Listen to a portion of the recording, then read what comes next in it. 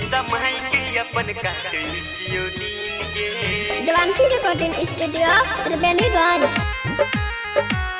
बीते समय के अपन काटे जियो दिन के दिल की ये खुशी जब ले ले जान छीन गे दिल की ये खुशी जब ले ले जान छीन गे बीते समय के अपन काटे जियो दिन गे बीते समय के अपन काटे जियो दिन गे रतिया में रोजे हमरा आवे छन नीन गे रतिया में रोजे हमरा आवे छन नीन गे बीते समय के अपन काटे जियो दिन गे बीते समय के अपन काटे जियो दिन गे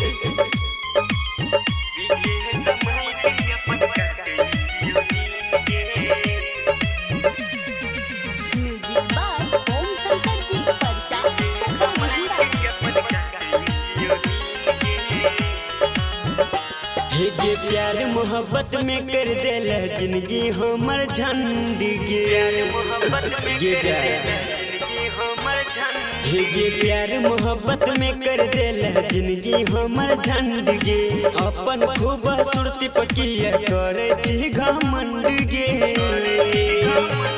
हे गे उठ गेलो परछाई हमर छूट गेलो साथ जान गे छूट गेलो साथ पहले रियो मीठ तोरा लागे छो अब घिन गे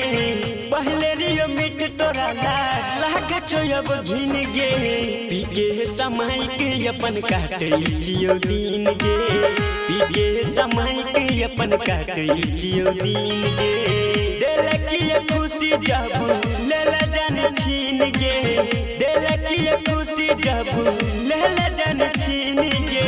बीते समय के अपन काटे जियो दिन गे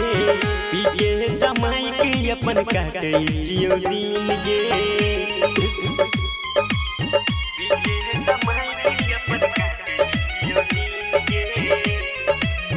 म्यूजिक बाय ओम शंकर जी परसा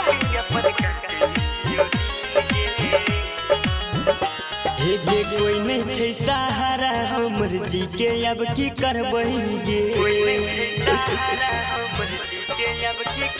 हे गे कोई नहीं छै सहारा हमर जी के अब की करबै गे पीबो ये समय के पगल याद में तोहरे मरबौ गे हे गे सूजित राजा कहै छो तोरा जहर देने कीन जान के जहर देने कीन रतिया में रोजे हमरा आवे छन नीन गे